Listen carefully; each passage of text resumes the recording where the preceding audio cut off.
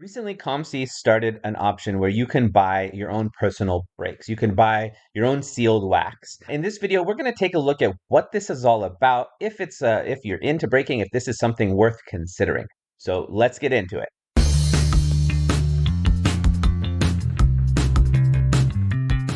The first thing to mention, now this is something that's been the case now for a couple of weeks, and I don't understand why they haven't fixed it yet. If you click on personal break, it just comes to this. You actually have to type it in right now, personal break. And then this is what they are. So there's a few different like resellers or retailers that partnered with. You can see on here there's one named Ripping Wax, there's one named Game Time Cards, there's a few others. And they allow these people to sell sealed products on COMC that will be ripped on like their Instagram channel or their YouTube channel or someplace else. And then the cards will be uploaded as part of your breaking fee. The cards will be uploaded into your COMC account. However, and this is an important one to keep in mind, in most of the things I have looked into, this does not include base veteran. So you look into here, it says no vet base are processed. Okay, so you want to keep that in mind. So if you're getting something like this and you actually do collect the, and you collect the base cards, don't do this. So that's one thing that's clear. The base cards are going to just be kept by game time cards. I guess this is a thing that's happening in some different with some different breakers, which I find to be annoying. If I'm buying cards, like I want the cards.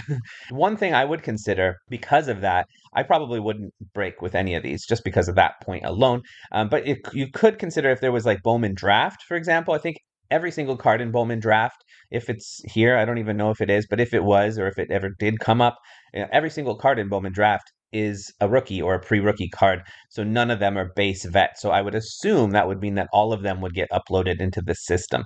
At least that's how it used to work when StarStock used to do something like this, because StarStock also had a thing where, they would only upload into their system the rookie cards. But if you got the Bowman Draft in their breaks, they would upload all of them in because they were all rookies. So I don't know if they have that, but this one, you have to be careful about that. I don't know if it's the same for, let's see if it's the same for these higher, all cards will be processed. Okay, so if you get the higher price ones, they're all going to be processed. Good thing, because if you didn't get some of your, when you're paying $2,300 for like, or many 4 cards or whatever, you want them all. So yeah, but for the lower end ones, it's generally, and it seems across the different ones, um, no, across all the different breakers, game time cards, or ripping wax or whatever, they all seem to have that. So that's first thing to keep in mind. The next thing to keep in mind is okay, so the prices here are high. Uh, they are. So take a look at, okay, here's a 2122 Panini Prism blaster box. How much is that? So this is $34. So $25 at DA Card World, $20, but I don't know if what that one is exactly. DA Card World is usually a pretty standard price, so it's probably a $25 thing generally. Sometimes it might be more expensive, but let's say that generally you could find this for $25. Steel City Collectibles is also $25. Okay, so this is $25 and you're paying $34. Now, on the one hand, that's more expensive, but there is some things to keep in mind. I mean, you are because you're using your COMC credit and you haven't had to cash it out yet. It's really that $25 of regular cash is equivalent to $27.50 in COMC credit if you wanted to turn it into credit. So there's that. Plus, you have to consider the fact that any cards that are rookies or parallels are going to get automatically uploaded into your COMC system. So of the 24 cards in there, let's say 10 of them, that's pretty generous, but let's say 10 of them get uploaded into your system. That's saving you, those are cards that you would have paid 50 cents a piece to put them up there. You don't have to pay that.